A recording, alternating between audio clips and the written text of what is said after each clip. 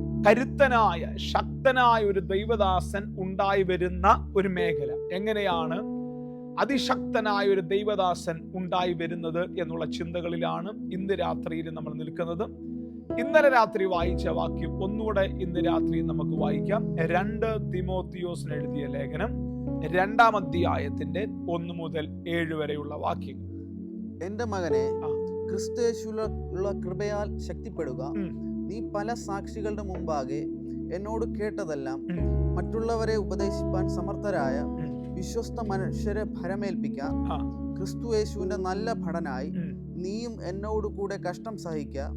പട ചേർത്തവനെ പ്രസാദിപ്പിക്കേണ്ടതിന് യാതൊരു പടയാളിയും ജീവനകാര്യങ്ങളിൽ ഇടപെടാതിരിക്കുന്നു. ഒരുത്തൻ മല്ലു കെട്ടിയാലും ചട്ടപ്രകാരം പൊരുതാകയിൽ കിരീടം പ്രാപിക്കയില്ല.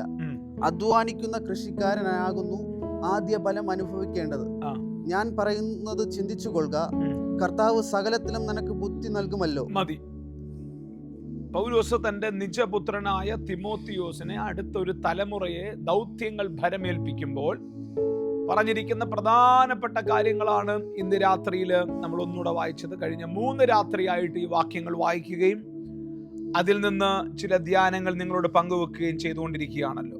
കരുത്തനായ ഒരു ശുശ്രൂഷകൻ ഉണ്ടായി വരുന്നതിന് 3 ഉദാഹരണങ്ങളാണ് പൗലോസ് അവിടെ പറയുന്നത്. 3 ഉദാഹരണങ്ങൾ തന്റെ പ്രസംഗ രീതിയിൽ 3 ഉദാഹരണങ്ങൾ പറഞ്ഞിട്ടാണ് പൗലോസ് തിമോത്തിയോസിനെ പ്രബോധിപ്പിക്കുകയും ധൈര്യപ്പെടുത്തുകയും ചെയ്യുന്നത്. ഒന്ന്, ഒരു പടയാളിയുടെ ഉദാഹരണം അവിടെ പറയുകയാണ്, ഒരു സോൾജിയറിന്റെ ഉദാഹരണം പറയുകയാണ്. 2, മത്സരത്തിന് മത്സരിക്കുന്ന ഒരു അത്ലറ്റിനെ കുറിച്ച് അവിടെ പറഞ്ഞിരിക്കുകയാണ്, ഒരു മത്സരാർത്ഥിയെ അവിടെ കൊണ്ടുവരികയാണ്. 3, അധ്വാനിക്കുന്ന കൃഷിക്കാരനെ ഇവിടെ കൊണ്ടുവരികയാണ്. ഈ 3 കാര്യങ്ങൾ പറഞ്ഞിട്ടാണ് പൗലോസ് തിമോത്തിയോസിനെ പ്രബോധിപ്പിച്ചു പറയുന്നത്, എൻ്റെ മകനെ നീ സ്ട്രോങ് ആയിരിക്കുക. കരുത്തനായ ഒരു ശുശ്രൂഷകൻ ഉണ്ടായി വരുന്നതിൻ്റെ ആ ഒരു ബാക്കപ്പ് തിമോത്തിയോസിനോട് പറയുകയാണ്. എങ്ങനെയാണ് ആമേൻ ഒരു കരുത്തനായ ശുശ്രൂഷകൻ ഉണ്ടാകുന്നത്? അതിനു വേണ്ടുന്ന നിർദ്ദേശങ്ങൾ കൊടുക്കുകയാണ്. ഒത്തിരി നിർദ്ദേശങ്ങൾ, അല്ലെങ്കിൽ ഒരു സ്പിരിച്വൽ ട്രെയിനിങ്ങിലകത്തോട്ട് അവനെ വിടുകയാണ്. കുറച്ചുകൂടെ പറയുകയാണെങ്കിൽ ഒരു സ്പിരിച്വൽ ഡിസിപ്ലിനിലേക്ക് ആ പൗലോസ് തിമോത്തിയോസിനെ ആക്കി വെക്കുകയാണ്. നമ്മൾക്ക് പലർക്കും ഇല്ലാത്തത് ഒരു സ്പിരിച്വൽ ഡിസിപ്ലിനാണ്. ആദ്യത്തെ ഭാഗത്തേക്ക് ഞാൻ നിങ്ങളുടെ ശ്രദ്ധയെ കൊണ്ടുവരാം. ഇന്ന് രാത്രി അതിനകത്ത് 3 ചിന്തകളും ലളിതമായി നിങ്ങളോട് പങ്കുവെച്ചിട്ട് ഞാൻ ഇന്ന് രാത്രി നിങ്ങൾക്ക് വേണ്ടി പ്രാർത്ഥിക്കാം. ഒന്നൊരു കരുത്തനായ ശുശ്രൂഷകൻ ഉണ്ടായി വരുന്നതുമായിട്ട് ബന്ധപ്പെട്ട് പൗലോസ് പറയുന്ന ഒരു കാര്യമാണ്, പട ചേർത്തവനെ പ്രസാദിപ്പിക്കേണ്ടതിന് യാതൊരു പടയാളിയും ജീവന കാര്യങ്ങളിൽ ഇടപെടുന്നില്ല. ഞാനൊരു പട്ടാളക്കാരന്റെ മകനാണ്. ഈ പട്ടാള ചിട്ട എന്താണെന്നും മിലിറ്ററി ട്രെയിനിങ് എന്താണെന്നും ഞാൻ കണ്ടിട്ടുണ്ട്, പഠിച്ചിട്ടുണ്ട്. പട്ടാളക്കാരുടെ ജീവിത ശൈലി സാധാരണക്കാരെ പോലെയല്ല. അവരുടെ ഒരു കഠിനമായ പരിശീലനം, ഏകദേശം 6 മാസത്തോളം നീണ്ടു നിൽക്കുന്ന ഒരു പരിശീലനം കഴിഞ്ഞിട്ടാണ് അവരെ ആർമിയിലേക്ക് ഉള്ള ഫൈനൽ റിക്രൂട്ട്മെന്റ് കഴിഞ്ഞ് അവരെ എത്തിക്കുന്നത്. ഈ പട്ടാളക്കാരന്റെ പ്രത്യേകത, അവരൊരു രാജ്യത്തിന് വേണ്ടി നിൽക്കുന്ന ആളുകൾ, ഒരു രാജ്യത്തിന്റെ ബൗണ്ടറി കാക്കുന്ന, അല്ലെങ്കിൽ ഒരു രാജ്യത്തിന്റെ തന്ത്രപ്രധാനമായ കാര്യങ്ങൾ കൈകാര്യം ചെയ്യുന്ന ആളുകളാണ് പടയാളികൾ എന്ന് പറയുന്നത്. ആത്മീയ യുദ്ധം ഒരു പോർക്കളമാണ് എന്ന് പൗലോസ് ഇവിടെ പഠിപ്പിക്കുകയാണ്. ആത്മീയ യുദ്ധം ഒരു ഭയങ്കര പോർക്കളമാണ്. ഈ പോർക്കളത്തില് നമ്മളുടെ യുദ്ധം അല്ലെങ്കിൽ അതിനു വേണ്ടുന്ന ഒരു ട്രെയിനിങ് നമുക്ക് വേണ്ടത് വളരെ അത്യാവശ്യമാണ്. ഡിസിപ്ലിൻ ഒരു ദൈവദാസന്റെ ലൈഫിൽ ഏറ്റവും പ്രധാനപ്പെട്ട ഒരു കാര്യമാണ്. അവന്റെ ആത്മീക ശുശ്രൂഷയുടെ മൈലേജ് വർദ്ധിപ്പിക്കുന്നത് സ്പിരിച്വൽ ഡിസിപ്ലിൻ ഉള്ള ആളുകളായിരിക്കും. ഞങ്ങൾ ഒരിക്കൽ ഈ കുട്ടിക്കാനത്ത് നടന്ന ഒരു മീറ്റിങ്ങിൽ കംബോഡിയയിൽ നിന്ന് വന്ന ഒരു ടീം, പാസ്റ്റർ അനി ജോർജ് ആണ് ആ മീറ്റിംഗ് നടത്തിയത്. കൊളംബിയ ആണോ കംബോഡിയ ആണോ എവിടുന്നോ വന്ന് G20 എന്ന് പറയുന്ന ഒരു മിഷൻ ടീം നടത്തുന്ന ഒരു ട്രെയിനിങ്ങിൽ ഞാൻ സംബന്ധിച്ചു. അന്നാണ് ഞാൻ പല ദൈവദാസന്മാരെ, ഇന്ന് ഞാൻ കണ്ട പല ദൈവദാസന്മാരെയും അവിടെ വെച്ചാണ് പരിചയപ്പെട്ടത്. 2006 അന്ന് ഞാൻ കുട്ടിക്കാനത്ത് പ്രവർത്തിക്കുന്ന സ്ഥലമാകൊണ്ട് ഞങ്ങൾ അവിടെ പോയി, അടുത്തായിരുന്നു. അന്ന് ഓഡിയൻസ് ആയിട്ടുള്ളതെല്ലാം കേരളത്തിലെ അറിയപ്പെടുന്ന ശുശ്രൂഷകന്മാരുടെ ഒരു വലിയ നിര. അന്നാണ് ഞാൻ ഈ ദൈവദാസന്മാരെല്ലാം പരിചയപ്പെട്ടത്. ഞാൻ ചാത്തന്നൂരിലെ വെളിച്ചിക്കാല എന്ന് പറയുന്ന ഒരു ചെറിയ ഗ്രാമത്തിൽ നിന്നും ഉള്ള ആളായതുകൊണ്ട് എനിക്ക് ഈ വലിയ ദൈവദാസന്മാരെ ഒന്നും അറിയത്തില്ല. അന്ന് അവിടെ വെച്ചിട്ടാണ് ഞാൻ പാസ്റ്റർ ഫിന്നി സ്റ്റീഫൻ ഇങ്ങനെയുള്ള ആളുകളെ ഞാൻ വ്യക്തിപരമായി പരിചയപ്പെടുത്തുന്നത് ആ G20 എന്ന് പറയുന്ന മീറ്റിംഗിൽ വെച്ചിട്ടാണ്.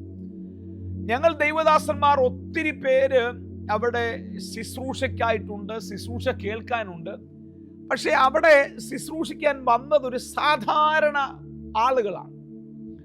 അവർ വന്ന് ഞങ്ങളൊക്കെ വലിയ വെളിപ്പാട് പ്രസംഗിക്കാൻ ഇങ്ങനെ കാത്തിരിക്കാൻ, ഞങ്ങൾ വലിയ വെളിപ്പാട് പ്രസംഗിക്കുന്നതും വെളിപ്പാട് എഴുതാനൊക്കെ കാത്തിരിക്കുമ്പോൾ അവർ പ്രസംഗിച്ചത് കേട്ട് ഞങ്ങൾ പരസ്പരം നോക്കി ചിരിച്ചു. അവർ പ്രസംഗിച്ച കാര്യം, ദൈവദാസന്മാർ രാവിലെ എഴുന്നേക്കണം, രാവിലെ തണുത്ത വെള്ളത്തിൽ കുളിക്കണം, പല്ല് തേക്കണം, വൃത്തിയുള്ള വസ്ത്രം ധരിക്കണം, നഖം വെട്ടണം, കാല് കഴുകണം. കാല് കഴുകുന്ന നാട്ടുകാരുടെ കാല് കഴുകാനല്ല, അവനവന്റെ കാല് തേച്ചൊരച്ച് കഴുകണം. ഞങ്ങൾ ഈ വെളിപ്പാട് കേൾക്കാനിരിക്കുന്ന ഞങ്ങളോട് പറയണം, ചെവിയുടെ പുറകു വശം കഴുകണം, മുടി വെട്ടണം, ഷേവ് ചെയ്യണം. ഒരു സെക്ഷൻ മൊത്തം ഇതാണ് പറയുന്നത്. ഞങ്ങള് ഈ പുതിയ വെളിപ്പാട് പ്രാപിക്കാനിരിക്കുക. പക്ഷെ പിന്നീട് എനിക്കത് മനസ്സിലായി, അതിന്റെ സത്യങ്ങൾ എന്താണ്. ഒരു ആത്മീയ അച്ചടക്കം വളരെ അത്യാവശ്യമാണ്. സ്പിരിച്വൽ ഡിസിപ്ലിൻ ഉള്ളതുപോലെ ഒരു ദൈവദാസന് അവനൊരു ഒരു ജീവിത ശൈലിക്കകത്ത് ഒരു അച്ചടക്കം. ഡിസിപ്ലിൻ ഇല്ലാത്ത ഒരാളുടെ കൂടെ പരിശുദ്ധാത്മാവ് നടക്കുമെന്ന് നിങ്ങൾ തോന്നുന്നുണ്ടോ? അല്ലെങ്കിൽ പരിശുദ്ധാത്മാവിന്റെ കൂടെ നടക്കുന്ന ഒരാൾക്ക് ഡിസിപ്ലിൻ ഇല്ലാതിരിക്കുമെന്ന് നിങ്ങൾ തോന്നുന്നുണ്ടോ? ഒരു ഡിസിപ്ലിൻഡ് ആയ ലൈഫ് സ്റ്റൈൽ, അതിനു വേണ്ടിയാണ് പട്ടാളക്കാരനെ കുറിച്ച് പറഞ്ഞിരിക്കുന്നത്. പട്ടാളക്കാരൻ, എന്റെ പപ്പായ്ക്ക് ഇപ്പൊ 75 വയസ്സിന് മുകളിലുണ്ട്. ഇന്നും പപ്പായുടെ ഒരു ജീവിത ശൈലിയുണ്ട്. ഞങ്ങൾ എല്ലാവരും എഴുന്നേൽക്കുന്നതിനേക്കാൾ മുമ്പേ വീട്ടിൽ എഴുന്നേൽക്കും. ഞങ്ങൾ എല്ലാവരും അധ്വാനിക്കുന്നതിനേക്കാൾ കൂടുതൽ അധ്വാനിക്കും. അതോടൊപ്പം ഞങ്ങൾ എല്ലാവരും ഉറങ്ങുന്നതിനേക്കാൾ നേരത്തെ പപ്പ ഉറങ്ങുകയും ചെയ്യും. നമുക്ക് ഈ ഡിസിപ്ലിൻഡ് ലൈഫ് സ്റ്റൈൽ ഇല്ലാത്തത് കൊണ്ടാണ് നമ്മൾ പല രോഗത്തിനും അധീനരായിത്തീരുന്നത്. എനിക്ക് വേറെ ഈ ഉദാഹരണം പറയാൻ എനിക്ക് പുറത്തൊന്നും കൊണ്ടുവരേണ്ട ആവശ്യമില്ല. 75 വയസ്സിന് മുകളിലുള്ള എൻ്റെ പപ്പായ്ക്ക് ഷുഗർ ഇല്ല, കൊളസ്ട്രോൾ ഇല്ല, മറ്റ് യാതൊരു വിധത്തിലുള്ള അസുഖങ്ങളില്ല. എന്താ കാര്യം എന്നറിയാവോ? അദ്ദേഹത്തിന് ലഭിച്ച ഫിസിക്കൽ ട്രെയിനിങ്, ഒരു പട്ടാളക്കാരനെ പോലെയുള്ള ജീവിത ശൈലി. സൗരമാരെ, ചിലപ്പോ ഈ ജീവിത ശൈലികൾ നമ്മൾ ട്രെയിൻ ചെയ്ത് പഠിക്കേണ്ടതാണ്. നമ്മൾ പഠിച്ചേ പറ്റൂ. നമ്മൾ ഉൾപ്പെട്ട് നിൽക്കുന്ന സംഘടന, നമ്മൾ ഉൾപ്പെട്ട് നിൽക്കുന്ന സഭ, നമ്മൾ ഉൾപ്പെട്ട് നിൽക്കുന്ന സമൂഹം, ഒരു ദൈവദാസന് ഡിസിപ്ലിൻ,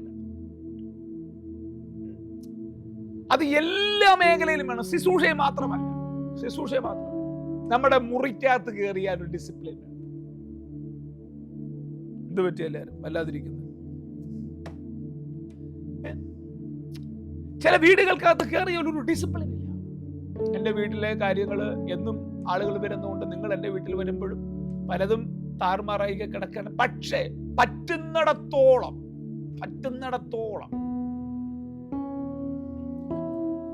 മനസ്സിലാവുന്നു, നമ്മൾ സമൂഹത്തിന്റെ ഫ്രണ്ടിൽ നിൽക്കുന്ന ആളുകൾ. പടയാളിയെ കുറിച്ച് നിങ്ങൾ കണ്ടിട്ടുണ്ടോ? അവൻ എത്ര മണിക്ക് എഴുന്നേക്കും? 5 മണിക്ക് എഴുന്നേക്കും. അവന് വീട്ടിൽ എന്തെങ്കിലും ഒരു കാരണം നടന്നു. ഞങ്ങളുടെ വീട്ടിലെ പല പ്രിയപ്പെട്ടവരുടെ മരണങ്ങൾ നടന്നിട്ട് പപ്പയ്ക്ക് അതിനകത്ത് വന്ന് സംബന്ധിക്കാൻ പറ്റിയിട്ടില്ല. പപ്പയ്ക്ക് വന്ന് സംബന്ധിക്കാൻ പറ്റാത്തതിന്റെ കാര്യം, അവിടെ പട്ടാളത്തിൽ ചേർന്നിട്ട് അമ്മായിയപ്പന് നടുവേദനയാ, അപ്പച്ചന് മുട്ടുവേദനയാ, എന്റെ പെങ്ങൾ ആശുപത്രിയിലാന്ന് പറഞ്ഞാൽ പട്ടാളത്തിൽ നിന്ന് വിടാൻ പറ്റുമോ? നമ്മുടെ ഇടയിൽ ഒരു തെറ്റിദ്ധാരണയുണ്ട്, ആർക്കും വേണ്ടാത്ത, ഒന്നിനും കൊള്ളാത്ത കുറെ എണ്ണമാണ് മിനിസ്ട്രിയിലുള്ളത്. അങ്ങനെയല്ല. നമ്മളാണ് നിങ്ങൾ ലോകത്തിന്റെ വെളിച്ചമാണ്. നിങ്ങൾ ഭൂമിയുടെ ഉപ്പാണ്. ഈ ഉപ്പിന് കാരമില്ലാതെ പോയാൽ, നിങ്ങൾ ഓർത്തെ, ഉപ്പെന്ന് പറയുന്നത് വെളുത്ത ഒരു സാധനം അല്ലേ? ഈ ഉപ്പ് വായിലിട്ട് നോക്കിയിട്ട് അതിനകത്തൊരു സാധനം ഇല്ലെങ്കിൽ പിന്നെ ഉപ്പിന് എന്തെങ്കിലും പ്രയോജനമുണ്ടോ? മറ്റുള്ളവരെ പഠിപ്പിക്കുന്ന നമ്മൾക്ക് നമ്മളെ കൊണ്ട് പറ്റുന്ന നിലയിലൊക്കെ ഒരു ശാരീരികമായ, നിങ്ങളുടെ വീട്ടിൽ ഒരാൾ വന്നാൽ, അല്ലെങ്കിൽ നമ്മുടെ മുറിയിൽ ഒരാൾ കയറിയ, ഇതൊരു ദൈവദാസൻ കിടക്കുന്ന മുറിയാ, അല്ലെങ്കിൽ ഒരു ദൈവദാസൻ താമസിക്കുന്ന വീടാ. അത് വാടക വീടായിക്കൊള്ളട്ടെ, സ്വന്തം വീടായിക്കൊള്ളട്ടെ, കഴിവുള്ളിടത്തോളം പടചേർത്തവനെ പ്രസാദിപ്പിക്കുന്നവന് ജീവനകാര്യങ്ങൾ ഇടപെടാൻ പറ്റുന്നൊരു പട്ടാളത്തിൽ ഉണ്ടായിരിക്കുന്ന ജീവിത ശൈലി ഞാൻ കണ്ടിട്ടുണ്ട്. പല ആളുകളെ ഞാൻ കണ്ടിട്ടുണ്ട്. ഞാൻ പഠിച്ച് മനസ്സിലാക്കിയിട്ടുള്ള ആളുകളുണ്ട്. പാസ്റ്റർ PG വർഗീസ് നമ്മൾ പഠിക്കേണ്ട ഒരു മനുഷ്യനാണ്. അദ്ദേഹത്തെ പാസ്റ്റർ MA വർഗീസ് നമ്മൾ പല കാര്യങ്ങൾ അദ്ദേഹത്തിൽ നിന്ന് പഠിക്കേണ്ട ആളാണ്. നമ്മൾ പഠിക്കേണ്ട ആളുകളാണ് ഇവരെയൊക്കെ. അവരുടെ ലൈഫ് സ്റ്റൈൽ എന്താ കാര്യം എന്നറിയോ? PG വർഗീസ് ഒരു ആർമിയിൽ നിന്ന് വന്നയാളാണ്. പാസ്റ്റർ MA വർഗീസ് ഒരു ആർമിയിൽ നിന്ന് വന്നയാളാണ്. ഹല്ലേലൂയ. അപ്പൊ ഇത് വളരെ പ്രധാനപ്പെട്ട ഒരു കാര്യമാണ്. ഒരു പടയാളിയുടെ ഏറ്റവും പ്രധാനപ്പെട്ട അവന്റെ ജീവിത ശൈലി വളരെ പ്രധാനപ്പെട്ടതാണ്. ദൈവദാസന്മാരെ, ഇന്ന് രാത്രിയിൽ നിങ്ങൾ ഉണർവിന്റെ ആളാകാൻ ആഗ്രഹിക്കുന്നെങ്കിൽ, നിങ്ങൾ പരിശുദ്ധാത്മാവിന്റെ കൂടെ നടക്കാൻ ആഗ്രഹിക്കുന്ന ആളാണെങ്കിൽ, നിങ്ങൾ ആ നിലയിൽ മാന്യമായ നിലകളിൽ നിങ്ങളുടെ ആത്മീക ജീവിതവും നിങ്ങളുടെ പൊതുവിലുള്ള ജീവിതവും നയിക്കാൻ നിങ്ങൾ വളരെ പഠിക്കേണ്ട ആളുകളാണ്. ഒരു ഹല്ലേലൂയ പറയാൻ പറ്റുമോ? ഹല്ലേലൂയ. എന്താണ് ആമേൻ? ഞാൻ അതിനെക്കുറിച്ച് കൂടുതൽ വിശദീകരിക്കുന്നില്ല. ഞാൻ ഈ ദിവസങ്ങളിൽ ചില വീടുകളൊക്കെ ഇൻസ്പെക്ഷന് വേണ്ടി വരാൻ പോകണമെന്ന് ആഗ്രഹിക്കുകയാണ്. എല്ലാ വീടുകളിലും ഇൻസ്പെക്ഷൻ വരുന്നു. ഒന്നുമില്ലെങ്കിൽ ഞങ്ങൾ നമ്മുടെ കൂട്ടത്തിൽ താമസിക്കുന്ന ആൾക്കാരുടെ വീടെങ്കിലും ഒരു ഇൻസ്പെക്ഷൻ വരുന്നുണ്ട്. ആമേൻ. നന്നായിട്ട് വീട് സൂക്ഷിക്കുക, വൃത്തിയായിട്ട് ജീവിക്കുക, രാവിലെ കുളിക്കുക. ഒരാൾ വന്ന് കെട്ടിപ്പിടിച്ചാൽ നാറരുത്. ഒരാൾ വന്ന് കൈ തരാൻ നിന്റെ അടുക്കൽ വന്ന് നിന്നാൽ നാറ്റം വരരുത്. നീ ഒരു സുവിശേഷകനല്ലേ? തുണി കഴുകണം.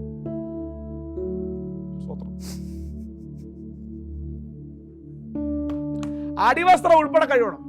ഒന്നും പറയാതിരിക്കേണ്ട കാര്യങ്ങൾ എന്തോ. ഇത് നമ്മുടെ ജീവിതത്തിനകത്തൊരു ഡിസിപ്ലിൻ ആയിരിക്കണമെന്നേ. ഇത് നമ്മുടെ ജീവിതത്തിൽ ഈ കാര്യങ്ങൾ പഠിക്കണം.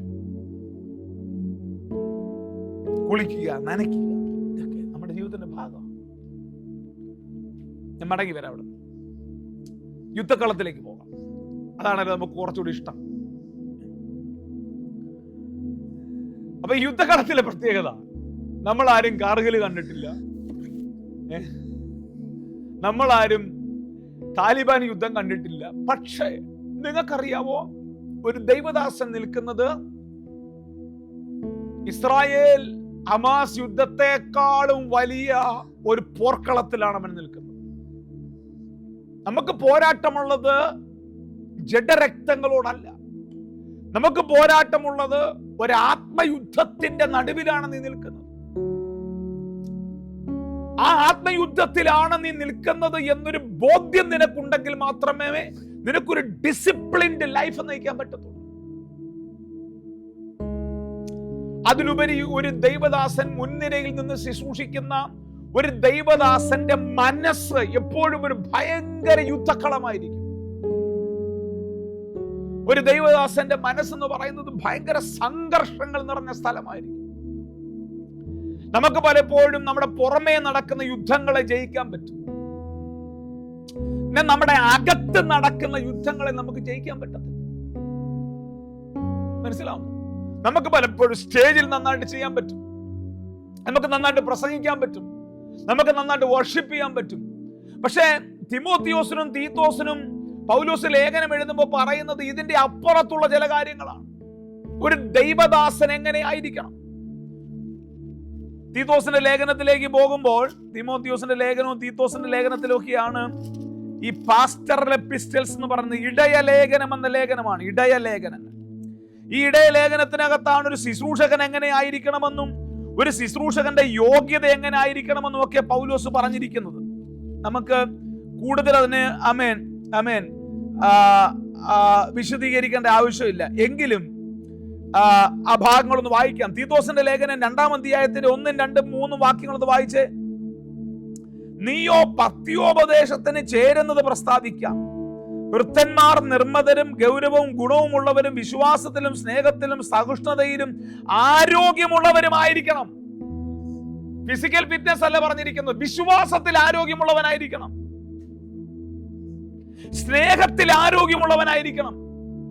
വൃദ്ധന്മാരും അങ്ങനെ തന്നെ നടപ്പിൻ, പവിത്ര യോഗ്യന്മാരും ഏഷണി പറയാത്തവനും വീഞ്ഞിന് അടിമപ്പെടാത്തവനുമായിരിക്കണമെന്നും ദൈവവചനം ദുഷിക്കപ്പെടാതിരിക്കേണ്ടതിന് യൗവനക്കാരത്തികളെ ഭർത്തൃപ്രിയരും പുത്രപ്രിയന്മാരും സുഗോധവും പാതിവൃത്യമുള്ളവരും വീട്ടുകാര്യം നോക്കുന്നവനും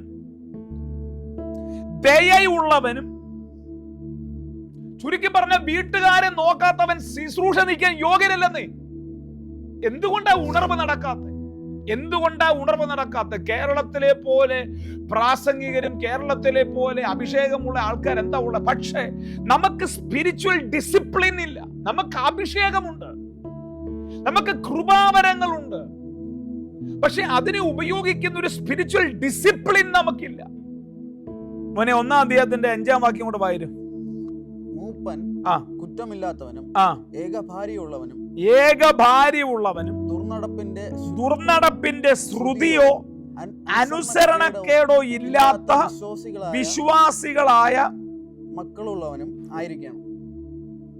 അഭിഷേകമുള്ളവൻ ശുശ്രൂഷിക്കട്ടെന്നല്ല പറഞ്ഞത്, കൃപാവരമുള്ളവൻ ശുശ്രൂഷിക്കട്ടെന്നല്ല പറഞ്ഞത്, കഴിവുള്ളവൻ സൺഡേ സ്കൂളിൽ ട്രോഫി വാങ്ങിച്ചവൻ പ്രസംഗിക്കട്ടെന്നല്ല പറഞ്ഞത്. നമുക്ക് ഈ ആത്മീയ അച്ചടക്കം കിട്ടുന്നില്ല. ഒരു സ്ഥലത്ത് നമ്മളിത് പഠിക്കുന്നില്ല.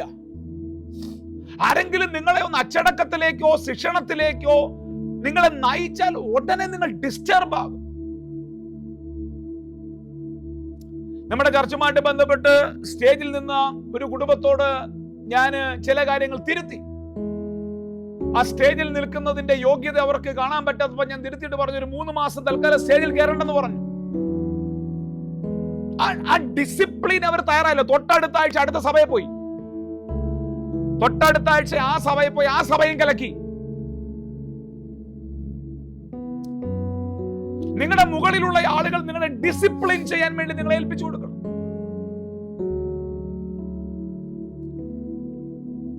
ആമേൻ. പട്ടാളക്കാരൻ രാവിലെ എഴുന്നേൽക്കണം, അറ്റൻഡൻസ് വെക്കണം, ഹാജരാകണം.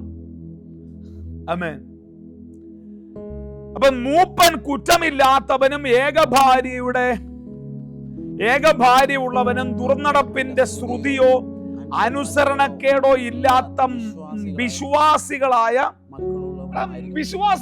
മക്കൾ. ഈ മക്കൾ ഒരു പ്രധാനപ്പെട്ട വിഷയമാണെന്നേ. പിന്നെ അധ്യക്ഷൻ ദൈവത്തിന്റെ ഗൃഹവിചാരകനാകിയാൽ അനന്യനായിരിക്കണം, തന്നിഷ്ടക്കാരനും കോപിയും മദ്യപ്രിയനും തല്ലുകാരനും ദുർലാഭമോഹിയുമാകരുത്. ഒന്ന് പറഞ്ഞാൽ 2ന് തല്ലുന്നവൻ, ഭാര്യയെ തല്ലുന്നവൻ, ഭർത്താവിനെ തല്ലുന്നവൻ. പിന്നെ എന്താ നമ്മൾ തല്ലുന്നത്? പിന്നെ കൃപാവരം കൊണ്ട് ഇതിനെ മറയ്ക്കാൻ പറ്റും. നീ ദൈവത്തിന്റെ അടുത്ത ആളായതുകൊണ്ട് നിനക്ക് ഭാര്യയെ തല്ലാൻ നിനക്ക് പെർമിഷൻ ഉണ്ടോ? നീ ദൈവത്തിന്റെ അടുത്ത ആളായതുകൊണ്ട് നിനക്ക് എങ്ങനെയെങ്കിലും പോകാൻ പെർമിഷൻ ഉണ്ടോ? ഒരു രക്ഷയില്ല. ദൈവത്തിന്റെ എത്ര അടുത്ത ആളാണെങ്കിലും ഡിസിപ്ലിൻ, ദൈവം വെച്ച പ്രിൻസിപ്പിളിനകത്ത് ജീവിക്കണം. അതിഥിപ്രിയരും സൽഗുണപ്രിയരും സുബോധശീലനും നീതിമാനും നിർമ്മലനും ജിതേന്ദ്രിയനും പത്യോപദേശത്താൽ പ്രബോധിപ്പിപ്പാനും വിരോധികൾക്ക് ബോധം വരുത്തുന്നവനും ശക്തനാകേണ്ടതിനും ഉപദേശപ്രകാരമുള്ള വിശ്വാസവചനം മുറുകെ പിടിക്കുന്നവനുമായിരിക്കണം. ഇങ്ങനെ ഒരുത്തനെ കിട്ടിയാൽ മതി, കേരളത്തിൽ ഉണർവ് നടക്കും. സ്തോത്രം.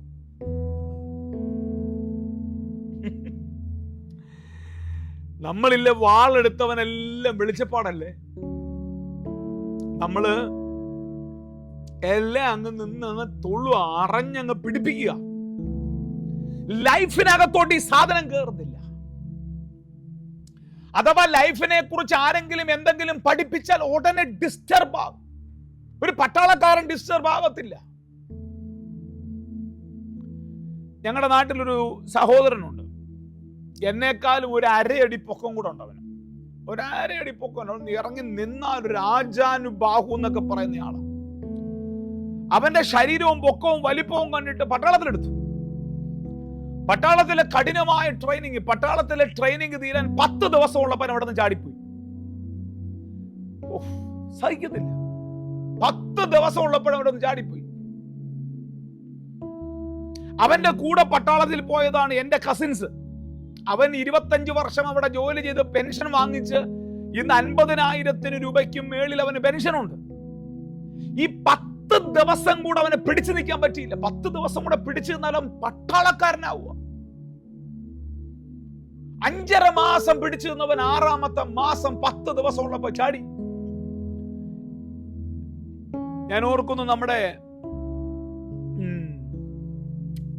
പെരുമ്പാവൂര് ജിത്തുവിന്റെ കല്യാണത്തിന് ചെന്ന ഓഡിറ്റോറിയത്തിന്റെ സെക്യൂരിറ്റി ആയിട്ട് ആ സഹോദരൻ നിൽപ്പുണ്ടായിരുന്നു. സെക്യൂരിറ്റി പണി കുറഞ്ഞ പണിയല്ല. പക്ഷേ നിനക്ക് ആ ട്രെയിനിങ് ഒരു 10 ദിവസം കൂടെ പൂർത്തിയാക്കിയിരുന്നെങ്കിൽ നിന്റെ ജീവിതകാലം മുഴുവൻ നിനക്കും നിന്റെ തലമുറയ്ക്കും ഒരു വരുമാന മാർഗമാകും. ഒരു 10 ദിവസം നിനക്ക് പിടിച്ചിരിക്കാൻ പറ്റി.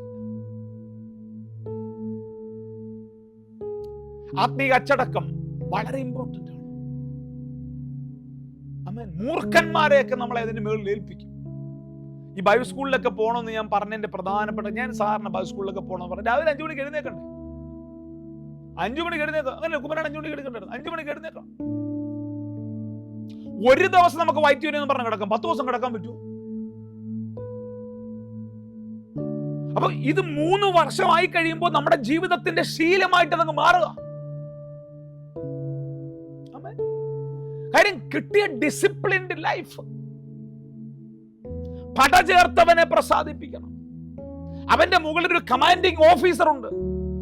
എല്ലാ പട്ടാളക്കാരന്റെ മുമ്പിൽ ഒരു കമാൻഡിങ് ഓഫീസർ ഉണ്ട്.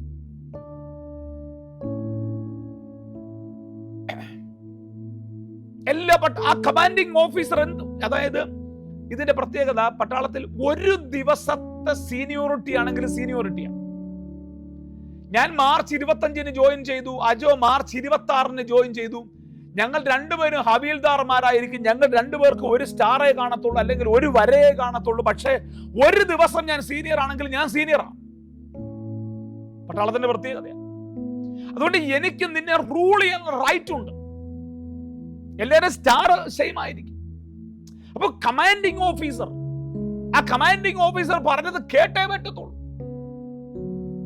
മകനെ തിമോത്തിയോസേ, നീ ക്രിസ്തുവേശുവിനുള്ള കൃപയിൽ ശക്തിപ്പെടുക എന്ന് പറഞ്ഞിട്ട് തോന്നിയ പോലെ നടക്കാനല്ല പറഞ്ഞേ. നീ ഒരു പട്ടാളക്കാരനെ പോലെ ഡിസിപ്ലിൻഡ് ആകണം.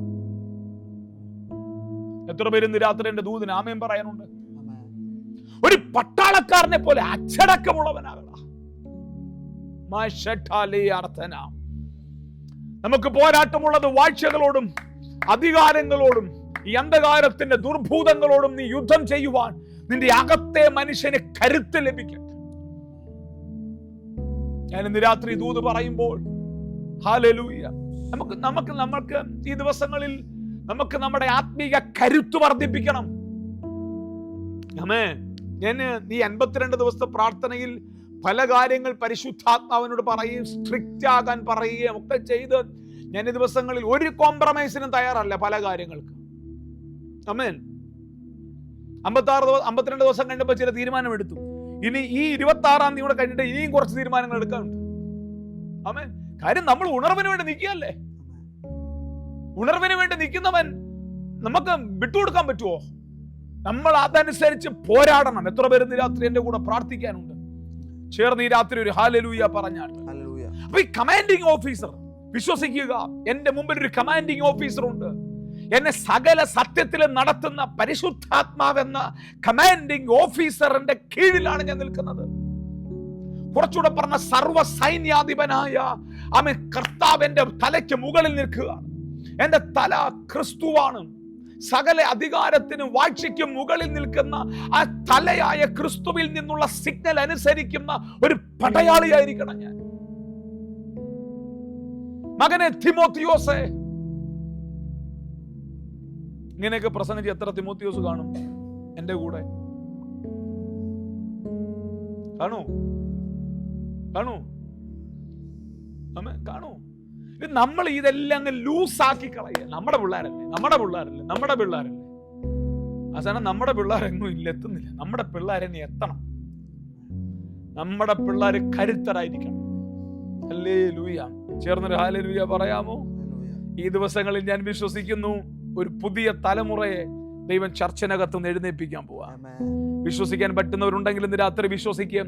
അവർക്ക് കൃപാവരങ്ങൾ മാത്രം കിട്ടിയവരല്ല, ആത്മീക അച്ചടക്കമുള്ളവർ, പരിശുദ്ധാത്മാവിനാൽ ട്രെയിൻഡ് ആയവർ, ആമേൻ, സ്പിരിച്വൽ ഡിസിപ്ലിന് വിധേയരായവർ.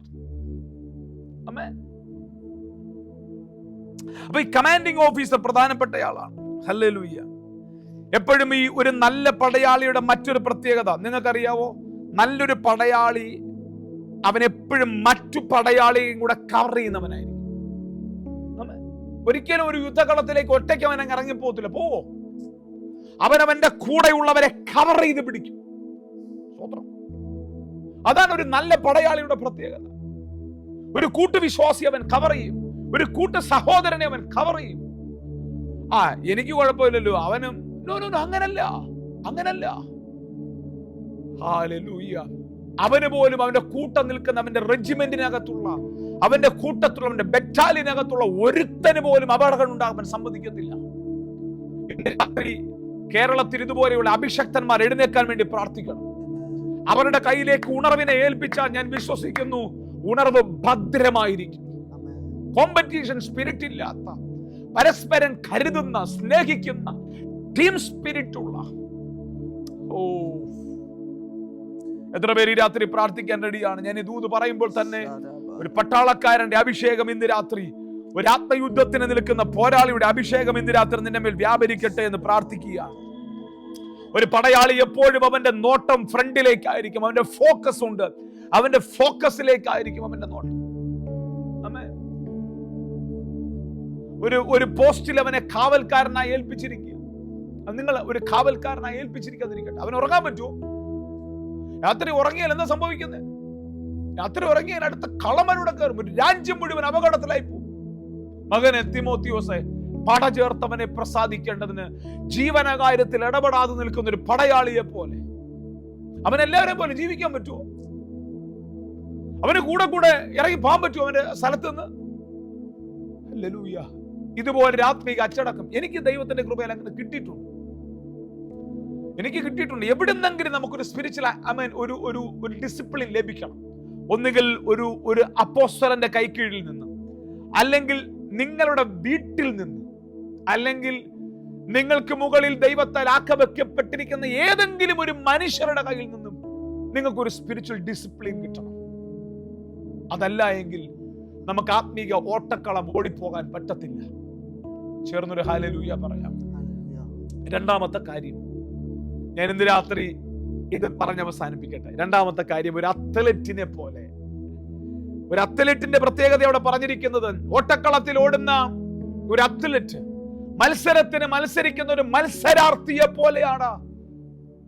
എന്താ വാക്യം ഒന്ന് വായിച്ചവനെ തിമോത്തിയോസിനോട് പറഞ്ഞിരിക്കുന്നത്? അവനെ പട ചേർത്തവനെ പ്രസാദിപ്പിക്കേണ്ടതിന് ജീവനകാര്യത്തിൽ ഒരു പടയാളിയും ഇടപെടാതിരിക്കുന്നു. അടുത്തത്, ഒരുത്തൻ മല്ല് കെട്ടിയാലും ചട്ടപ്രകാരം പൊരുതായികയിൽ കിരീടം പ്രാപിക്കയില്ല.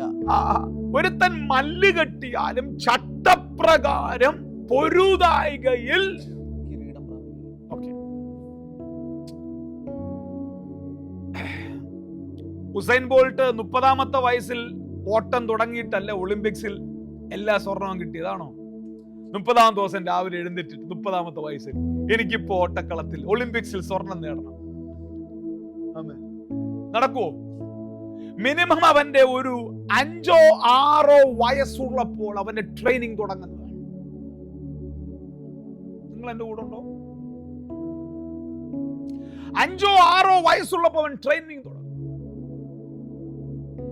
ക്രിക്കറ്റ് കളിയിൽ സച്ചിൻ ടെണ്ടുൽക്കർ ആവണമെന്ന് പറഞ്ഞാൽ 25-ാമത്തെ വയസ്സിൽ നീ ആഗ്രഹിച്ചാൽ സച്ചിൻ ടെണ്ടുൽക്കർ ആകത്തില്ല.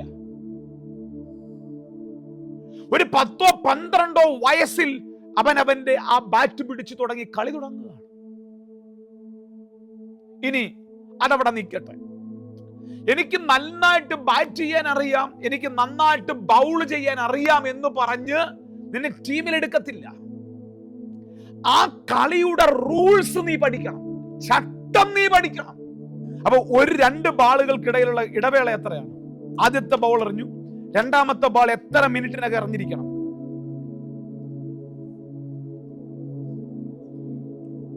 ഇനി വിട്ടു, നിങ്ങളോട് ഞാൻ സംഗതി വിട്ടു.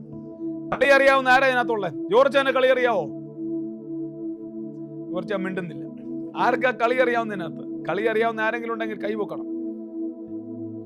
അപ്പൊ ബൗൾ ചെയ്യാൻ പഠിച്ചിട്ട് കാര്യമില്ല, ഇതിന് റൂൾസ് ഉണ്ട്. ഒരു ബോൾ കഴിഞ്ഞാൽ അടുത്ത ഇത്ര മിനിറ്റിനകം ബോൾ എറിഞ്ഞിരിക്കണം.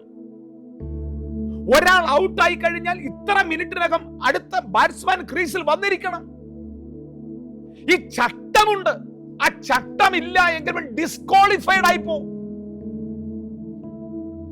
നിങ്ങൾ ഈ ദിവസങ്ങളിൽ കേട്ടോന്ന് അറിയത്തില്ല. നിങ്ങൾ പത്രം വായിക്കുന്നവർ എത്ര പേരുണ്ടെന്ന് എനിക്കറിയത്തില്ല. മിക്കവാറും എല്ലാവരും പത്രം വായിക്കുന്നത് 3 പേപ്പറാണ്. ഫ്രണ്ട് പേജ്, ചരമക്കോളം, സ്പോർട്സ് പേജ്. ഇത്ര ആൾക്കാർ വായിക്കാറുണ്ട്. ആമേൻ. എനിക്കറിയത്തില്ല എന്തിനാ ഈ ചരമക്കോളം നിങ്ങൾ നോക്കും. നിങ്ങളുടെ ഫോട്ടോ നിങ്ങൾ തൽക്കാലം അതിനകത്ത് പ്രതീക്ഷിക്കണ്ട. നിങ്ങളുടെ ഫോട്ടോ അതിനകത്ത് ഇല്ല. പിന്നെ സ്പോർട്സ് പേജ്. ഈ 3 പേജാണ് ആൾക്കാർ. നല്ല കാര്യങ്ങളുള്ള ഒരു പേജ് നിങ്ങൾ വായിക്കത്തില്ല. നമ്മുടെ ഈ പ്രസംഗം ഇങ്ങനെ പ്രിയപ്പെട്ടവരെ, ഞാൻ ഈ പല ലൈവും കാണാറുണ്ട്. ചുമ്മാതെ നിന്റെ സൗഖ്യമാക്കും, നിന്റെ നടുവേദനമാർ സൂസമ്മ സൂസമ്മ സൂസമ്മേ ദൈവം, സൂസമ്മേ ദൈവം തൊടത്തില്ല. ഇന്ന് രാത്രി വിട്ടിരുന്ന വചനം കേൾക്ക്.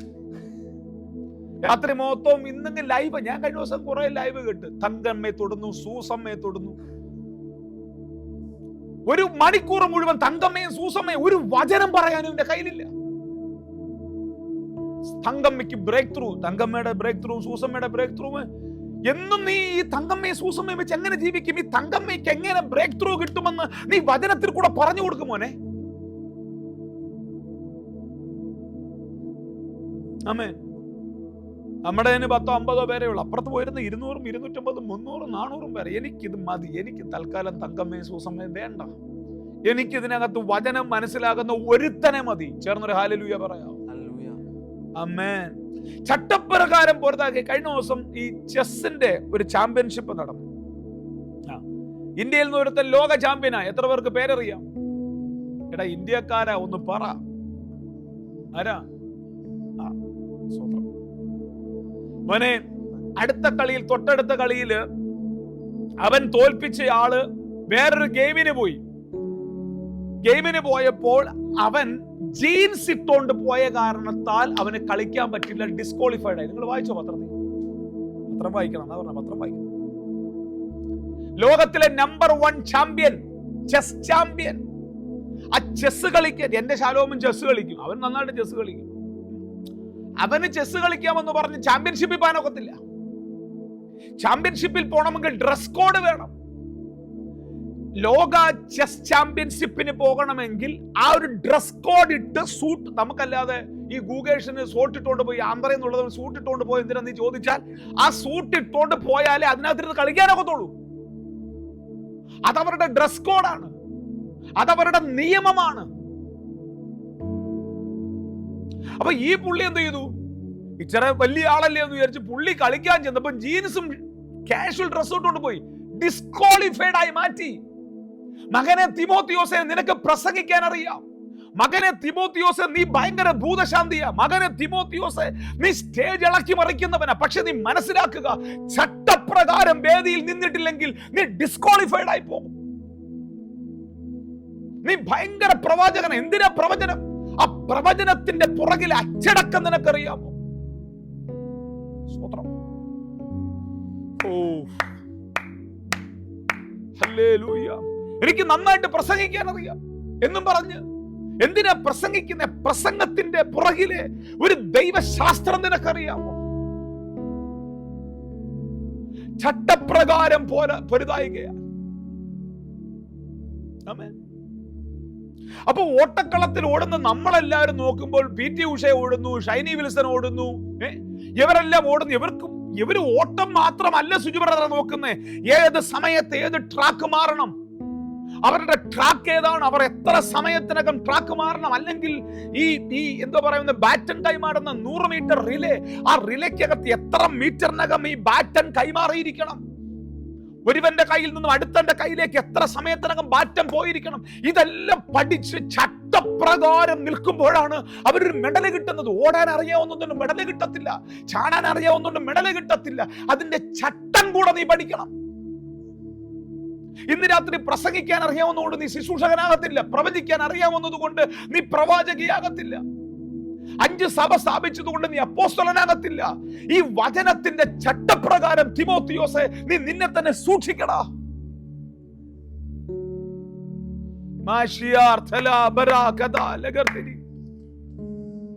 ചേർന്നൊരു ഹല്ലേലൂയ പറയാമോ? എനിക്കറിയാം ഈ പോർട്ടൽ തുറന്നു കിടക്കുകയാണ്. ഈ വചനത്തോട് ആമേൻ പറയുന്ന ഒരു തലമുറയുമായിട്ടാണ് പരിശുദ്ധാത്മാവിനെ മൂവ് ചെയ്യാൻ പോകുന്നത്. ഹല്ലേലൂയ. എനിക്ക് വേറെ ഒന്നും ഈ ദിവസങ്ങളിൽ പ്രസംഗിക്കാനല്ല. റിവൈവലിന്റെ പോർട്ടലിൽ പരിശുദ്ധാത്മാവെ ഞാൻ എന്ത് പ്രാർത്ഥിക്കണം എന്ന് ചോദിച്ചപ്പോൾ പരിശുദ്ധാത്മാവ് എനിക്ക് നൽകിയ ബോധ്യം, കൃപാവരങ്ങൾ ഒത്തിരി പേർക്കുണ്ട്, പ്രസംഗിക്കാൻ ഒത്തിരി പേർക്കുണ്ട്, പക്ഷേ അവരുടെ പേഴ്സണൽ ലൈഫിൽ ഡിസിപ്ലിൻഡ് അല്ല.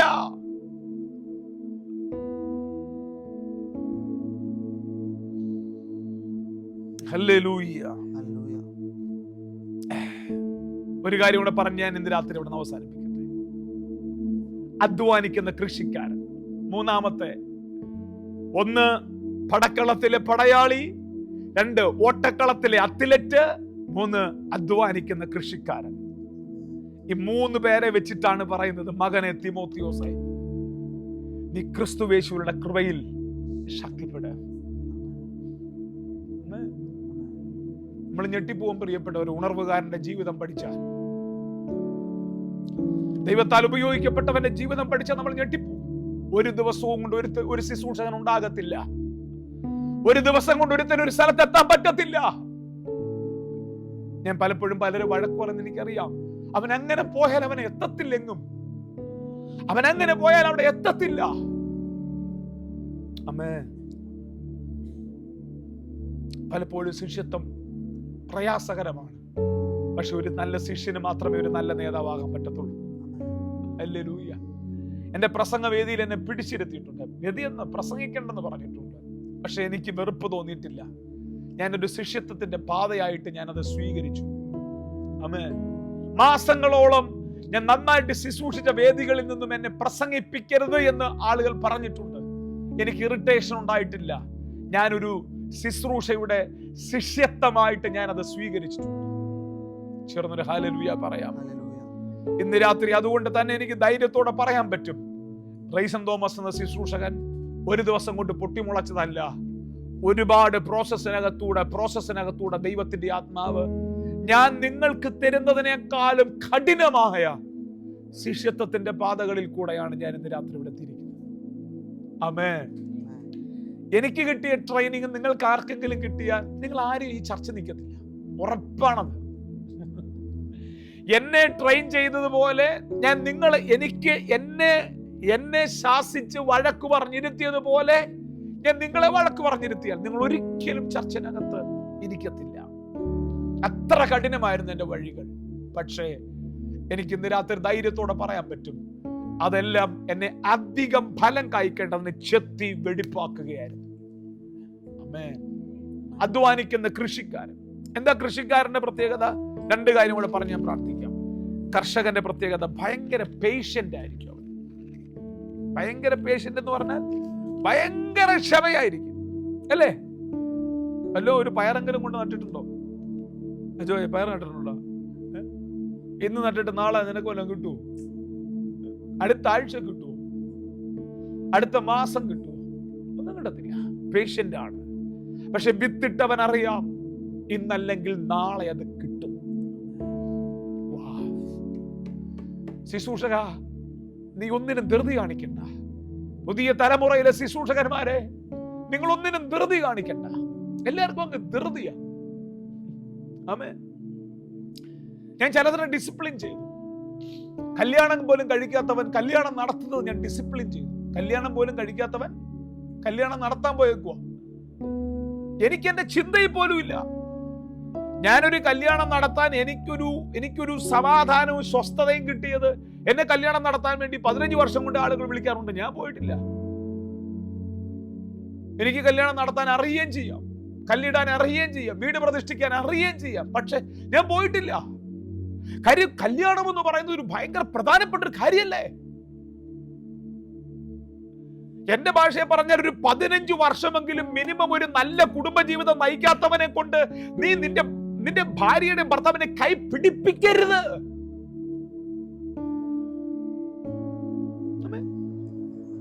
ഞാൻ തിരുത്തി നമ്മുടെ ചർച്ചയിൽ ഒരു സഹോദരനെ, അവൻ ചർച്ച വിട്ടുപോയി. 1 വർഷം പോലും കല്യാണം കഴിഞ്ഞിട്ട് 1-1.5 വർഷമായിട്ട് മുമ്പ് ഞാൻ 2-3 കല്യാണം നടത്തി. ഞാൻ ചോദിച്ചു, ആരോട് ചോദിച്ചു കല്യാണം നടത്തി? നിനക്ക് എത്ര ധൃതി എന്തായി കല്യാണം നടത്താൻ? അത് അച്ഛൻ ഞങ്ങൾക്കെതിരെ. അച്ഛൻ ഞങ്ങൾക്കെതിരല്ലേ മോനെ. 25 വയസ്സുള്ളവൻ കല്യാണം നടത്തുന്നു, 18 വയസ്സുള്ളവൻ കുടുംബജീവിതത്തിന്റെ ക്ലാസ് എടുക്കുന്നു. ഞാൻ പോത്തില്ല. 18 വയസ്സുള്ളവൻ കുടുംബജീവിതത്തിന്റെ ക്ലാസ് എടുക്കുക. ഹല്ലേലൂയ. ധൃതി വെക്കരുത് ഒന്നിനും. ദൈവം നിന്നെ ഉപയോഗിക്കും. ഈ തലമുറയോട് എനിക്ക് പറയാനുള്ളത്, ബിനോയ്, അജോ, ഈ എന്താ പറയുന്നത്, സഞ്ജു പോലെയുള്ള എന്റെ മുമ്പിലിരിക്കുന്ന, നിങ്ങളാണല്ലോ എന്റെ മുമ്പിലിരിക്കുന്ന ശുശ്രൂഷകന്മാർ, എനിക്ക് നിങ്ങളോട് പറയാനുള്ളത്, നിങ്ങൾക്കൊരു മിനിമം ഒരു 60 വർഷമൊക്കെ ശുശ്രൂഷിക്കാനുള്ള ഫീൽഡ് ദൈവം തുറന്നിട്ടിരിക്കുന്നത്. മിനിമം ഒക്കെ നിങ്ങൾക്ക് എത്ര വർഷം ശുശ്രൂഷിക്കാം? മിനിമം എത്ര വയസ്സായി? 24 വയസ്സ്. മോനെ, നീ ഒരു 75 വയസ്സ് വരെ നീ ജീവിച്ചിരുന്ന 50 വർഷം കിടക്കുവാണ്. എന്തിനാ ധൃതി വെക്കുന്നത്? 50 വർഷം. പക്ഷെ 50 വർഷം ഓടാനുള്ള സ്പിരിച്വൽ ഡിസിപ്ലിനാണ് ഇപ്പോൾ നീ പാടിക്കണം. മനസ്സിലാവുന്നുണ്ടോ? ഒരാളെയും നീ ഒന്നിനും ക്ഷമയോടെ കാത്തിരിക്കും. ക്ഷമയോടെ കാത്തിരിക്കും. ഹല്ലേലൂയ. എന്റെ 25-ാമത്തെ വയസ്സിൽ ഞാൻ പ്ലെയിൻ കയറിയിട്ടില്ല. എന്റെ 25-ാമത്തെ വയസ്സിൽ ഞാനൊരു രാജ്യത്തിലും പോയിട്ടില്ല. എന്റെ 25-ാമത്തെ വയസ്സിൽ ഞാൻ ബൈക്ക് എടുത്തിട്ടില്ല. സ്വത്രം. ഹല്ലേലൂയ. ഈ തലമുറയ്ക്ക് ഒന്നിനും ക്ഷമയില്ല. കാര്യം എല്ലാം ഫാസ്റ്റ് ഫുഡിന്റെ ലോകത്തിലല്ലേ ജീവിക്കുന്നത്. എല്ലാം സ്വിഗ്ഗിയിൽ ഓർഡർ ചെയ്താൽ കിട്ടും, സൊമാറ്റോയിൽ ഓർഡർ ചെയ്താൽ കിട്ടും. നിന്റെ അപ്പോസ്തലത്വവും നിന്റെ സുവിശേഷ വേലയുടെയും സാധനം സ്വിഗ്ഗിയിൽ ഓർഡർ ചെയ്താൽ കിട്ടത്തില്ല. ആമേൻ. എല്ലാം സ്വിഗ്ഗിയിൽ ഓർഡർ ചെയ്ത, സൊമാറ്റോയും സ്വിഗ്ഗിയും പഠിക്കുന്ന തലമുറയ്ക്ക് ഒന്നിനും പേഷ്യൻസ് ഇല്ല. ആമേൻ. ഹല്ലേലൂയ. എന്റെ കൂടെ ഉണ്ടോ നിങ്ങൾ? സ്വിഗ്ഗി എന്നും നിങ്ങൾ നിർത്തരുത് കേട്ടോ. ഞാൻ പറഞ്ഞ കാരണത്താൽ സിജു പറഞ്ഞിട്ട് നാളെ വല്ല സ്വിഗ്ഗി ഇല്ലെന്ന് പറയുന്നു. അങ്ങനെ കൊച്ചാപ്പാടെ പെട്ടു. പക്ഷേ പീറ്ററെ, നിന്റെ കോളിംഗ് സ്വിഗ്ഗിയിൽ ഓർഡർ ചെയ്താൽ കിട്ടുമോ? സൊമാറ്റോയിൽ ഓർഡർ ചെയ്താൽ നിന്റെ കോളിംഗ് വെളിപ്പെട്ട് വരുമോ? വരത്തില്ല. നമ്മളൊരു ഫാസ്റ്റ് ലോകത്തിലാണ് ജീവിക്കുന്നത്. പക്ഷെ ഒരു ശുശ്രൂഷകൻ ഫാസ്റ്റായി ഉണ്ടാകാൻ പാടില്ല. എല്ലാ കാലഘട്ടത്തിലെയും ദൂതാണ് പുതിയ ശിഷ്യൻ അരുത്. എല്ലാ കാലഘട്ടത്തിലെയും ദൂതാണ് പുതിയ ശിഷ്യൻ അരുത്. ഈ വചനം എല്ലാ കാലഘട്ടത്തിനും വേണ്ടിയുള്ളവനാണെന്ന് ഞാൻ വിശ്വസിക്കുന്ന ആളാണ്. ഒരു കർഷകൻ ഭയങ്കര ക്ഷമയാണ്. അവന് ഭയങ്കര ക്ഷമയാണ്. ആമേൻ. ഞാൻ കണ്ടിട്ടുണ്ട് പ്രിയപ്പെട്ടവരെ, യാത്രകൾക്ക് വേണ്ടി ബന്ധപ്പെടുന്ന ആളുകളെ ഞാൻ കണ്ടിട്ടുണ്ട്. സിജു ബ്രദർ ഇപ്പം ന്യൂസിലൻഡിലാണെന്നിരിക്കട്ടെ, എനിക്ക് ന്യൂസിലൻഡിലൊന്ന് വരണം. അതിന് ഞാൻ സിജു ബ്രദറിനെ വിളിച്ച് ദൂത് പറഞ്ഞ് 2-3 ആഴ്ച കഴിയുമ്പോൾ സിജു ബ്രദറിനെ ഞാനുമായിട്ടൊരു നല്ല ബന്ധമൊക്കെ ഉണ്ടാക്കിയെടുത്ത്, സിജു ബ്രദറെ ഒരു മൂവ്മെന്റ് ഒക്കെ അവിടെ നടക്കുന്നതായിട്ട് കാണുന്നു കേട്ടോ. ഒരു മൂവ്മെന്റ് ഒക്കെ നടക്കുന്നതായിട്ട് സിജു ബ്രദറിനെ എന്റെ ഫ്രണ്ടിൽ നിൽക്കും. അപ്പൊ സിജു ബ്രദർ അങ്ങ് ചാടും, പാസ്റ്ററെ എങ്കിൽ വാ, പാസ്റ്ററെ മൂവ്മെന്റ് ഉണ്ടെങ്കിൽ റൈസം പാസ്റ്ററെ വാ. നമ്പർ ഊടായ്പൊന്നും വേണ്ട. ദൈവം നിന്നെ വിടുന്ന സമയത്ത് പോയാൽ മതി. ഇതൊക്കെ പ്രസംഗിക്കാൻ നല്ല പ്രാഗൽഭ്യവും നല്ല ചങ്കൂറ്റവും ഉണ്ട് ഇന്ന് രാത്രി ഇവിടെ ഇരിക്കുമ്പോൾ. ആമേൻ. നല്ല ചങ്കൂറ്റവും നല്ല പ്രാഗൽഭ്യവും ഉണ്ട് ഇന്ന് രാത്രി ഇവിടെ ഇരിക്കുമ്പോൾ. ആമേൻ. ഒരാളെയും ദൂത് പറഞ്ഞ് ഒരു സ്ഥലത്തോട്ട് ചെല്ലണമെന്ന് പറഞ്ഞിട്ടില്ല. ഒരാളോടും ഞാൻ ഈ വർഷം, ഞാനിത് പറയേണ്ടത് വെച്ചാൽ പറഞ്ഞേക്കാം, ഈ വർഷം ഞാനൊരു തീരുമാനമുണ്ട്, ഫേസ്ബുക്കിൽ ഞാൻ പോസ്റ്റ് ഇടത്തില്ല. ഞാൻ ഫേസ്ബുക്കിൽ ഡിലീറ്റ് ചെയ്തിട്ട് ഈ വർഷം ഫേസ്ബുക്കിൽ പോസ്റ്റ് ഇടത്തില്ല. ഇനി കർത്താവ് പറയുന്നുണ്ട്, ഇനി പോസ്റ്റ് ഇട്ടിട്ട് ഒരു അഡ്വർടൈസ്മെന്റ് വേണ്ട. അമ്മേ, ചിലപ്പോൾ ആളുകൾ ചോദിക്കും, അതിന്റെ അർത്ഥം വീട്ടിൽ ചൊറിയും കുത്തി ഇരിക്കുമെന്നല്ല. അല്ല, അമ്മേ, സമയമില്ല മോനെ, പോസ്റ്റ് ഇടാൻ പോലും സമയമില്ല, അത് ഓടിക്കൊണ്ടിരിക്കുക. അതാ വേറെ കണ്ടീഷൻ.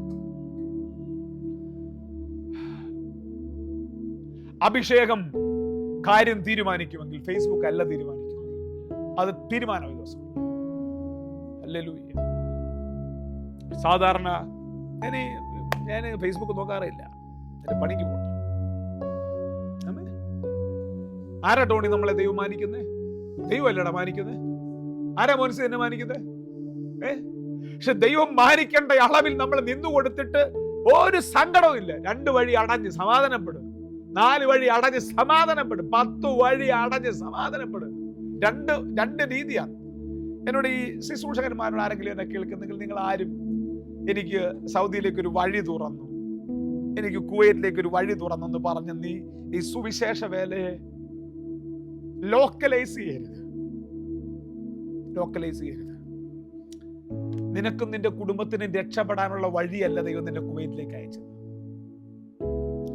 അവിടെ ആരോ ബന്ധിക്കപ്പെട്ടിരിക്കുന്ന ഒരുത്തനെ വിടുവിക്കാൻ വേണ്ടിയാണ് ദൈവം നിന്നെ ആ രാജ്യത്തിലേക്ക് വിടുന്നത്. അത് വഴിയല്ല, വാതിലാണ്. എനിക്ക് എഫേസോസിൽ ഒരു വഴി തുറന്നെന്നാണോ പൗലോസ് പറഞ്ഞേ? ആണോ പറഞ്ഞേ? അല്ല, എനിക്ക് വലുതും സഫലവുമായൊരു വാതിൽ തുറന്നിരിക്കുന്നു. വഴി എന്ന് പറയുന്നത് എനിക്ക് മുട്ടടിക്കാനുള്ള സാധനമാണ്. വാതിൽ ദൈവരാജ്യത്തിന്റെ കാര്യമാണ്. എനിക്ക് കുവൈറ്റിലേക്ക് വഴി തുറന്നു. എന്തുവാ, കുവൈറ്റിൽ ചെല്ലുമ്പോ 2 അമ്മാമ്മമാരെ കാണും, ദൂത് പറയും, ലെക്സിന്റെ സോപ്പ് വാങ്ങിക്കണം. ഇതൊന്നും ജീവിതത്തിൽ പോലും ഉണ്ടാകരുത്. ഈ ചർച്ചിൽ നിന്ന് പോകുന്ന ഒരൊറ്റ എടുത്തിന്റെ അകത്ത് ഈ സാധനം ഉണ്ടാകരുത്. നീ ഒരിക്കലും പറയരുത് എനിക്ക് വഴി തുറന്നു. നിനക്ക് വഴി തുറന്നു നല്ലത്. പൗലോസേ, എതിരാളികൾ പലതും ഉണ്ടല്ലോ അവിടെ, ഞാൻ നിനക്ക് വലുതും സഫലവുമായൊരു വാതിൽ തുറക്കും. വാതിലാണെങ്കിൽ എല്ലാവർക്കും കയറാം, വഴിയാണെങ്കിൽ നിനക്ക് മാത്രമേ പറ്റത്തുള്ളൂ. ഇൻ ക്രൈസ്റ്റ് ഒരു വഴിയല്ല, ഇൻ ക്രൈസ്റ്റ് ഒരു വാതിലാണ്. ആമേൻ. ചാത്തന്നൂരിൽ ദൈവം തുറന്നത് ഒരു വാതിലാണ്. ആമേൻ. ഒരു വഴി തുറന്നു. എനിക്കത് കേൾക്കുമ്പോൾ തന്നെ എനിക്ക് ഭയങ്കര ഒരു പുച്ഛം തോന്നുന്നു ശുശ്രൂഷകനോട്. എനിക്ക് ഒരു വഴി തുറക്കാൻ വേണ്ടി പ്രാർത്ഥിക്കണേ. എന്തിനാ വഴി തുറക്കുന്നേ? നീ സമാധാനപ്പെട്, സ്വസ്ഥമായിട്ടിരിക്കുക, ഒരു ഉണർവ്, ഒരു സമാധാനത്തോണ്ടിരിക്കുക. 14 വർഷം ഇവാൻ റോബർട്സ് പ്രാർത്ഥിച്ചെന്ന്, 14 വർഷം അവൻ പ്രാർത്ഥിച്ചെന്ന്, 8 മണിക്കൂറിൽ കുറയാതെ 14 വർഷം അവൻ പ്രാർത്ഥിച്ചെന്ന്. പ്രാർത്ഥിക്കുന്നവന് ഭയങ്കര സ്വസ്ഥതയാണെന്നേ. അധ്വാനിക്കുന്ന കർഷകന് ഭയങ്കര സ്വസ്ഥതയായിരിക്കും. മകനെ തീമോത്തിയോസേ, തിടുക്കത്തിലൊന്നും ചെയ്യണ്ട, സമാധാനമായിട്ടിരിക്കും. അധ്വാനിക്കുന്ന കർഷകന്റെ അടുത്തൊരു പ്രത്യേകത എന്നറിയോ? അവന് ഫ്യൂച്ചറിനെ കുറിച്ചൊരു ഭയങ്കര പ്രതീക്ഷയായിരിക്കും. എന്തുവാ? അവനിട്ട വിത്ത് കിളിക്കും. അവന്റെ ഒരു കൊയ്ത്തുണ്ട്. പറഞ്ഞ് എല്ലാരും പറഞ്ഞൊരു കൊയ്ത്തുണ്ട്. എല്ലാരും പറഞ്ഞ പറ ഒരു കൊയ്ത്തുണ്ട്. മിണ്ടുന്നില്ല. എല്ലാരും പറഞ്ഞ ഒരു കൊയ്ത്തുണ്ട്. ഞാൻ ഇന്ന് രാത്രി ദൂത് പറയുമ്പോൾ ഒരു കൊയ്ത്തുണ്ട് പ്രിയപ്പെട്ടവരെ. അധ്വാനിക്കുന്ന കർഷകന്റെ ഏറ്റവും വലിയ പ്രത്യേകത അവന്റെ ഭാവിക്ക് വേണ്ടിയാണ് എല്ലാം ചെയ്യുന്നത്. ഒരു ഉണർവുകാരൻ എപ്പോഴും ഒരു ഭാവിക്ക് വേണ്ടിയുള്ളവനാണ്. Hallelujah, hallelujah. ഒരു സ്പിരിച്വൽ എത്തിക്സ് നമ്മൾ പഠിക്കട്ടെ. നമ്മുടെ ഒരു നല്ല ആത്മീകമായ ഒരു എത്തിക്സ് നമുക്കുണ്ടായിരിക്കട്ടെ. അമ്മേ, നമുക്ക് ധൃതി വെക്കണ്ട. ദൈവം നിന്നെ വിടും. കോവിഡ് കാലഘട്ടത്തിന് മുമ്പ് എന്നെ ആരെങ്കിലും വിളിച്ച് പ്രസംഗിപ്പിച്ചിട്ടുണ്ടെങ്കിൽ അവിടെ മാത്രമേ ഞാൻ പ്രസംഗിച്ചിട്ടുള്ളൂ. സൂമിൽ അല്ലാതെ ഞാൻ പ്രസംഗിച്ചിട്ടില്ല. കാര്യം ഈ കോവിഡും സൂമും ആയപ്പോഴത്തേക്ക് എല്ലാവർക്കും നമ്മളെ കിട്ടുമല്ലോ, അവൈലബിൾ ആണല്ലോ. അപ്പൊ ഈ പാവപ്പെട്ടവരൊക്കെ ജർമ്മനിയിൽ നിന്നും കാനഡയിൽ നിന്നൊക്കെ അജോയൊക്കെ സൂമിൽ പ്രസംഗിക്കാൻ വിളിക്കുക. ചുമ്മാ ഉദാഹരണം പറയുക. അപ്പൊ അജോ, പാവപ്പെട്ട അജോ ഒക്കെ ഇരുന്നങ്ങ് പ്രസംഗിക്കുക. ബിനോയൊക്കെ ഇരുന്ന് കാനഡയ്ക്കും ജർമ്മനിക്കും ഇരുന്നങ്ങ് പ്രസംഗിക്കുക. അപ്പൊ ഈ പാവപ്പെട്ട കുഞ്ഞുങ്ങളുടെ, നിങ്ങളുടെ കാര്യം നിങ്ങളെ വെച്ച് എനിക്ക് ഉദാഹരണം പറയാനൊക്കത്തു. അപ്പൊ ഇവരുടെ ധാരണ കോവിഡ് കഴിയുമ്പോൾ കാനഡയിലൂടെ നമ്മളെ വിളിക്കുമെന്ന്. വിളിക്കുന്നില്ല. അപ്പൊ എനിക്ക് ഇടയ്ക്ക് ജർമ്മനിയിൽ നിന്നൊക്കെ ആളുകൾ വിളിച്ചിട്ട് പറഞ്ഞു, പാസ്റ്റർ ഞങ്ങളുടെ സൂമിൽ പ്രസംഗിക്കുന്നതായിട്ട് ഞങ്ങൾ സ്വപ്നം കണ്ടു. ഞാൻ പറഞ്ഞു, നിങ്ങളല്ലേ കണ്ടോളൂ, ഞാനിവിടെ കാണട്ടെ. നിങ്ങളല്ലേ കണ്ടോളൂ, ഞാനിവിടെ കാണട്ടെ, കണ്ടിട്ട് പ്രസംഗിക്കാം. ഓക്കെ, 2ാമത്തെ ആഴ്ചയിലും വിളിച്ചു, 3ാമത്തെ ആഴ്ചയിലും വിളിച്ചു, പാസ്റ്ററെ വരണം, പ്രസംഗിക്കണം. ഞാൻ പറഞ്ഞു, ഓക്കെ, ഈ നിർബന്ധം സഹിക്കാൻ വയ്യ, നമ്മളെ പ്രസംഗം. എത്ര മണിക്കാ പാസ്റ്ററെ? ഇന്ത്യൻ ടൈം ഒരു 1:30 തുടങ്ങണം, രാത്രി 1:30. ഞാൻ പറഞ്ഞു, സൗകര്യമില്ല. എന്റെ പ്രസംഗം കേൾക്കണമെങ്കിൽ ജർമ്മനിയുടെ ടൈം അല്ല, നിങ്ങൾ അവിടെ ഉണർന്നിരുന്നിട്ട് എനിക്ക് ഇവിടെ പ്രസംഗം കേൾക്കണം. ഞാൻ രാത്രി പാതിരാത്രിക്ക് 1:30 സൂമും ഒക്കെ ഓൺ ചെയ്ത് വെച്ചിരിക്കുമ്പോ അവരെല്ലാം വീഡിയോ പോലും ഓൺ ചെയ്യാതെ എവിടോ ഇരുന്ന്. ഞാൻ പറഞ്ഞു, എനിക്ക് അത്ര വലിയ ഭ്രാന്തൊന്നും ഇല്ല ജർമ്മനിക്കാരോട്. എന്നോട് ഉടക്കിയ ആളുകൾ. മനസ്സിലാവുന്നുണ്ടോ? പാവപ്പെട്ടവരെല്ലാം കൂടെ രാത്രി 1:30 ഇരിക്കുക. Germany, Canada, Switzerland. ഞാൻ പറഞ്ഞു, എനിക്ക് താല്പര്യമില്ല. എന്റെ നിങ്ങളുടെ 11 മണിക്ക് മുമ്പ് തീരുന്ന സൂമാണെങ്കിൽ ഞാൻ പ്രസംഗിക്കാം.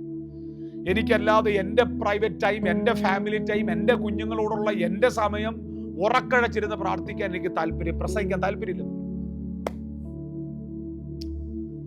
അധ്വാനിക്കുന്നവന്, പ്രാർത്ഥിക്കുന്നവന് നല്ല പ്രാഗൽഭ്യം എന്റെ കൂടെ ഉണ്ടോ?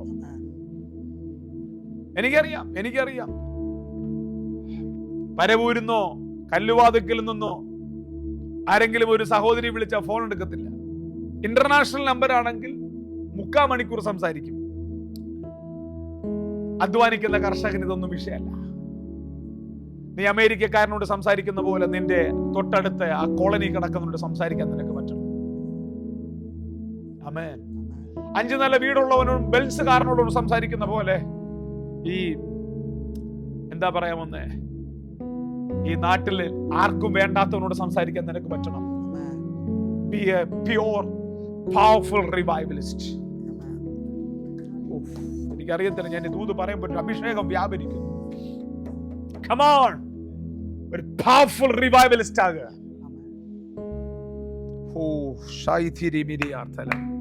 അല്പസമയം പ്രാർത്ഥിക്കാം. ഇന്നത്തെ ദൂത് ഇച്ചിരി നീണ്ടുപോയി, സാരമില്ല. ഇന്നത്തെ ദൂത് ഇന്ന് തീർത്തേ പറ്റത്തുള്ളൂ. എത്ര പേര് ഇന്ന് രാത്രി പ്രാർത്ഥിക്കും? എത്ര പേര് രാത്രി ദൈവത്തോട് പ്രാർത്ഥിക്കും, കർത്താവേ എന്നെ ശക്തനായ ഒരു സുവിശേഷകനാക്കണേ?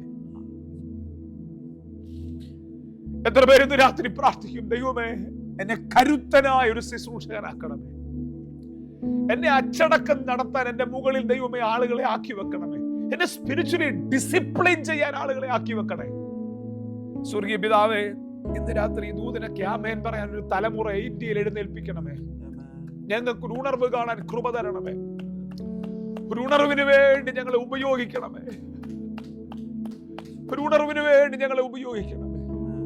കർത്താവേ, പടചേർത്തവനെ പ്രസാദിപ്പിക്കാൻ നിൽക്കുന്ന പടയാളിയെ പോലെ, ഡിസിപ്ലിൻഡായി ഓടുന്ന ഒരു അത്ലറ്റിനെ പോലെ, ഭാവിക്ക് വേണ്ടി അധ്വാനിക്കുന്ന ഒരു കർഷകനെ പോലെ ശക്തരായ ശുശ്രൂഷകന്മാരെ എഴുന്നേൽപ്പിക്കാൻ ഞങ്ങൾക്ക് കൃപ തരണമേ. ഇന്ന് രാത്രിയിൽ നിങ്ങളുടെ നാമം ചൊല്ലി നിന്റെ ജനത്തെ അനുഗ്രഹിക്കും. സുഖമായിട്ട് കിടന്നുറങ്ങാൻ സഹായിച്ചാട്ടെ കർത്താവ്. അത്ഭുതകരമാണ് ഞങ്ങൾ ഉപയോഗിച്ചാട്ടെ. ബ്ലസ് ചെയ്യുന്നു യേശുവിൻ നാമത്തിൽ തന്നെ. Thank you.